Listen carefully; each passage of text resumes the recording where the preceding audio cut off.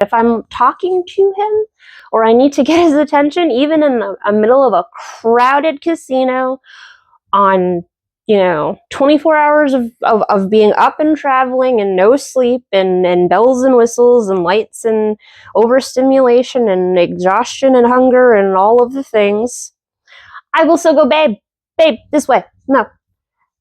There's probably a million babes in that casino. It worked, though.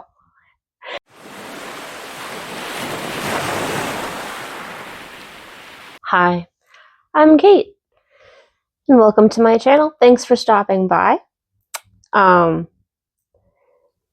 Mostly, it's just trying to figure stuff out, because every day is a learning process, and I'm learning something new about myself every single day, whether or not I'm looking to learn anything at all. But that's the best part about learning. We never stop, or we should never stop. Your brain should always be malleable and willing to absorb new information. I'm possibly more than willing, too willing potentially to learn new information. But that's, I like to know stuff. I'm constantly looking up new things. But I'm also constantly just absorbing the world, constantly, we're all looking for connections and patterns and whatnot, and boy, do I see patterns everywhere. But not this past week and the weekend before, I was on the Autism and Women subreddit and stumbled across a post that just literally just asked if anyone else had Alexinomia. And I might not be pronouncing that right, for the record. I've never heard the word spoken, so we're just going to go with it. But so Alexinomia is, and I'm on alexinomia.org. Alexinomia is a psychological phenomenon characterized by knowing a name but being unable to use it in personal communication. Now, this may sound strange, but have you ever you have to talk to someone and you know their name, but you can't use it. You can't say it. It's too intimate feeling.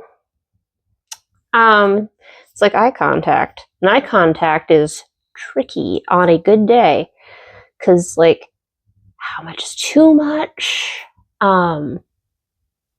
Why do I have to do it? I'm listening even if I'm not looking at you, I promise. And I will definitely look away from people while they're talking and look over here, look over there. And people are like, what? I'm like, I'm sorry, I'm trying to focus. It's not working. And clearly I am not focused now. This is about names and not being able to say them. So I had never heard of this before, the Saturday before last. And it's something I've always known about myself. My sister has 50 million nicknames, and I almost never call her by her first name. It took a long time for me to even remember to refer to her by her actual name because people wouldn't know the nicknames I've given her, and there are a lot of nicknames. She has one or two for me. Mine came from autocorrect on the school computers. Hers, I'm not sure where half of the ones I came up with for her, they just came out of my head. But it's not just her. It's not there's lots of people. It's probably for the best I've never had to address my parents by their first names because I don't know that I could do that. I have a hard time. I don't have a ton of nicknames for my brother, but I definitely have a hard time your name these things. It's hard for me to use a name. But I know I can't just say, hey, you, because that's rude. And rude is bad. So I am told, though. I'm just going to say that I think that the neurotypical world gets to be rude a heck of a lot more than the neurodivergent world without any consequences. Why do I always have to try so much harder than someone who, has it easy knowing how the world works, or understanding how the world works, or accepting that that's how the world works and just going with it instead of fighting it because you're like, that doesn't make any sense. Anyway, so they point out on this website that this is a very subjective experience. It's characterized by experience of acute anxiety, panic, embarrassment, and inadequacy in a situation in which saying someone's name is intended. I can't even speak, so you can see how that would be a thing. The fear of mispronouncing a name or saying it wrong. Ooh, this is a big one for me because, like, my full first name is spelled wrong, though it's Caitlin, so there's a lot of different ways to spell it. My name is spelled less traditionally. Worked out actually for the best for me, and I love the spelling of my name. Katlyn as opposed to Katelyn. It makes me unique, and I mean, it's in baby books now, but it took a lot of years for that to happen. So anyway, it's fun to be a typo. But yeah, since I don't particularly care to have my name pronounced wrong, I try so hard to not pronounce other people's names wrong because, like, it's a sign of respect. I swear, most of my energy in the world is devoted to not offending people and failing miserably about it. Oh my goodness, the harder I try, the bigger hole I've buried myself in. It's absurd. But I'm told that that's sort of just the autistic experience. So cool. Physical reactions such as nausea and feeling like holding the breath when trying to address others. That's social anxiety to a T, at least in my experience. And yeah, that isn't so much for names, that's just people for me in general. Avoidance of situations that could require using a problematic name. Yes. I'd like to refer back up to bullet point number 2, that whole fear of mispronunciation. 10 out of 10. So hard. But so, in their next section, they have main characteristics. So, Alexinomia can affect all relationships, especially romantic relationships and relationships with authority. Hi. Yes. So when Pete and I first got together, I was working for an ocularist, which they make prosthetic eyes, in case you're wondering what an ocularist does or who in fact makes your prosthetic eye. So I already struggle with eye contact. I trained myself at a very young age to stare right here at just about everyone. So I can make it look like I'm giving good eye contact, but I am not actually rarely ever looking at your eyes. If I remember to look at you at all, remember, I will turn my head and just go with it. Sorry. But I had to work really hard there to not make people who had recently lost an eye, or just, had a prosthetic eye in general, not be uncomfortable by my weird personal problems with eye contact. And then when I started dating Pete, someone asked me what color his eyes were, and I realized I didn't know. And Pete and I had known each other for 7 years when we first got together. And it was just kind of like, oh, yeah. So I worked with the patients as I checked them in, because I was the secretary for the office, at maintaining actual real eye contact so that I could actually find out that Pete has hazel eyes. They're very lovely, actually. And I can make eye contact with him. Eye contact is actually easier than names, because to this day, I won't use his name unless I'm referring to him. But if I'm talking to him or I need to get his attention, even in the middle of a crowded casino on 24 hours of being up and traveling and no sleep and bells and whistles and lights and overstimulation and exhaustion and hunger and all of the things, I will still go, babe, this way. No. There's probably a million babes in that casino. It worked, though. And it didn't even occur to me then, because it's just the way that it is, that, like, this is a thing. I can't say his name. I love him. I cannot say his name to him. It's weird. And with authority, yeah. I mean, in addition to the fact I can't say sir without sounding hilariously sarcastic and also being pretty damn sarcastic about it. I've never used it in a respectful manner. But yeah, no, there are certain, talking to anyone, I have a hard time using their name. So it's uncomfortable with an authority figure a lot of the time. And then, you get an authority there that's really, like, laid back. And then you do use their name and you feel like, why do I get to use their name? And it's fine until it's not suddenly, and it's because the rulebook changes, but that's a whole other situation. There's more bullet points. Let's resume. All forms of communication can be affected. However, the problematic is usually strongest in direct verbal communication. Obviously, I can write hi Pete in an email. I almost never email Pete, but I go hi Pete. In person, it's just like, hey. No names. Individuals cope with the impairment by employing compensation strategies such as talking without using names, using physical touch as a means to get attention, and using nicknames. I'm a textbook case. It's fun to find yourself in the literature, Anyway, people of all genders, age groups, and a variety of geographical locations, cultures, and languages are affected. And when it comes to culture, some things are okay in others, in one that's not okay in the others, and we know that. But boy, even just the use of names, who can call whom what, and I don't know if I'm using whom right, which maybe I have to turn in my English degree for that, but I've never been good at whom versus who. I think I have it and then I don't.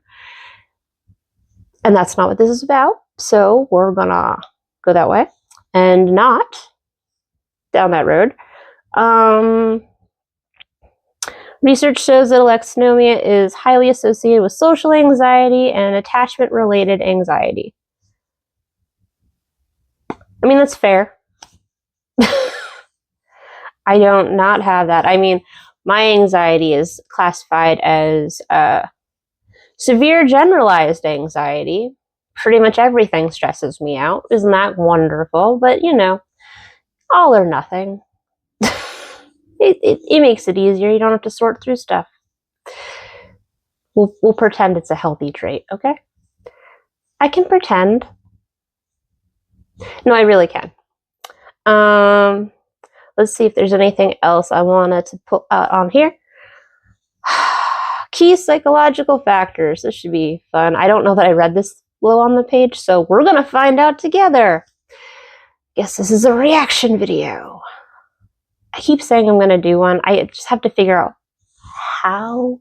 If you have any recommendations, just put them in the chat. Any at all, feedback. Willing to hear it, willing to listen to it, willing to respond. Let's see. The following psychological factors have been suggested to cause or contribute to the experience of Alexinomia-related symptoms. Social anxiety, attachment and relationship-related anxiety, reduced ability to regulate emotions, and low levels of extroversion. Well, hey, I got 3 out of the 4, so I guess that's that.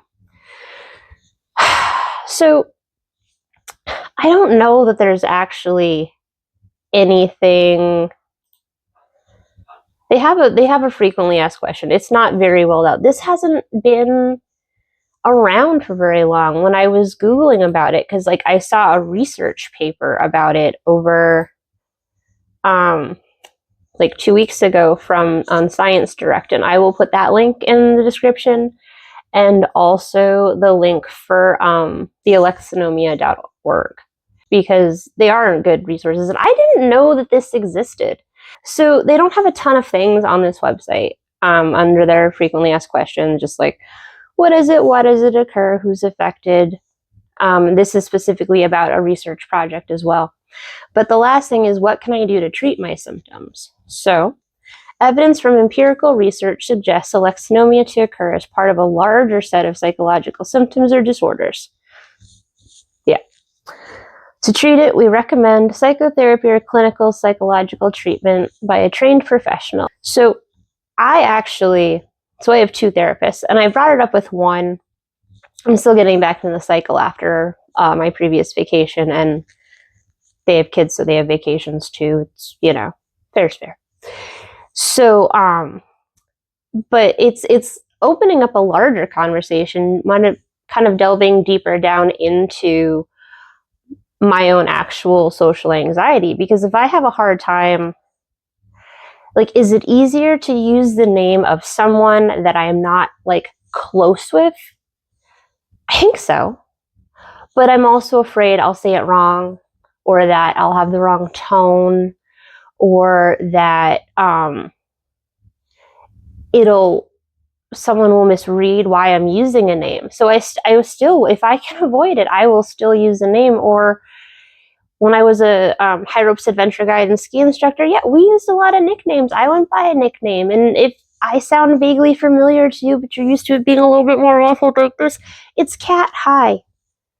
And I've explained before that I go by lots of names, and I'm not a different person per name, for the record. I'm Katie to family and friends, and Kate to family and friends, and Caitlin professionally a lot of the time, even though I've tried to be Kate at some places, and it hasn't always worked. And then at the mountain, due to a skiing mishearing between me and the head of ski school, I became Kat, and that was awesome too. And it was fun to have Cat Williams written on my locker. And then I walk in, and people are like, "Oh, that's not." I'm like, "Yeah, no, it's not. I only have one T. That's the only difference, though, between me and the other Cat Williams, don't you know?" Names are funny. Names are important. It's frustrating not being able to say a name. I'm working on it.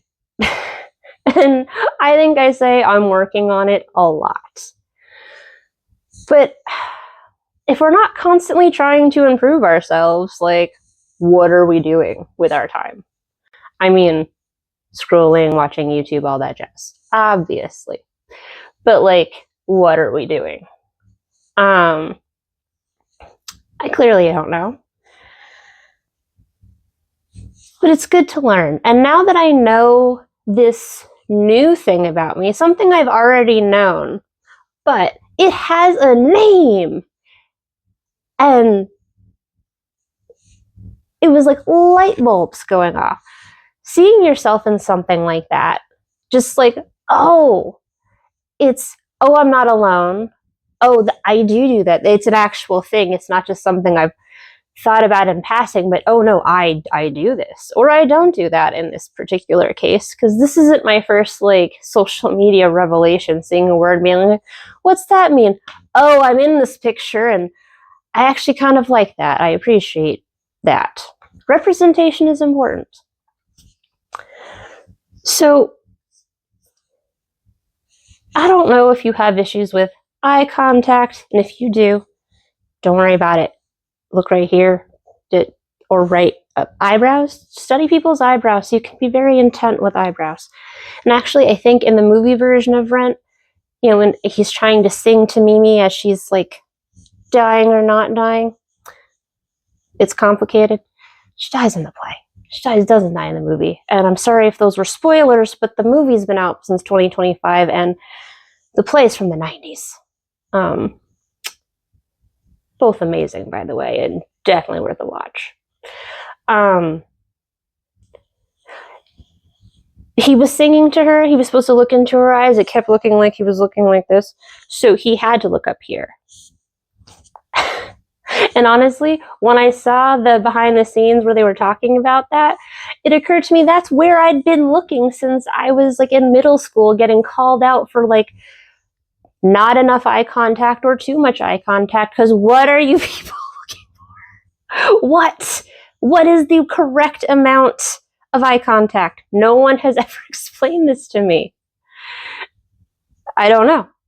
It's just like names. I'm not going to use it because I don't know if I'm going to do it right, and I'd rather not offend you. So let's try to not offend each other, but let's also try not to be so offended on some level, though, know your worth and self-respect. Don't let people disrespect you just for the sake of not, not wanting to rock the boat or whatever. That's not okay. I've definitely let a lot of trespasses against myself. So we're trying not to do that anymore because it's a happier life when you stand up for yourself and know your worth and show your worth. Rhyming, and I don't mean to be. But what's in a name? Who knows? Everything or nothing. We don't know, but we're working on it. I hope you have a wonderful rest of your day.